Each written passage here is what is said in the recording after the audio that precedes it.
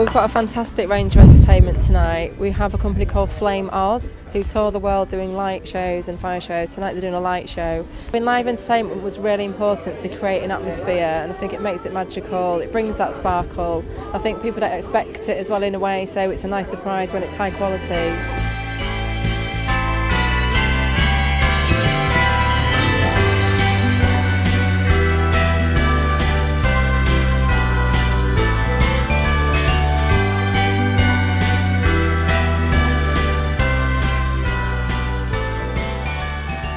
We're here tonight for the switching on of our Christmas lights, which happen every year, but this year it just seems to have got bigger and bigger.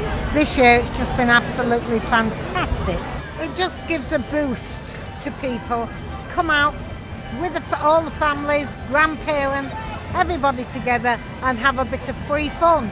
And it heralds in the start of Christmas on its way.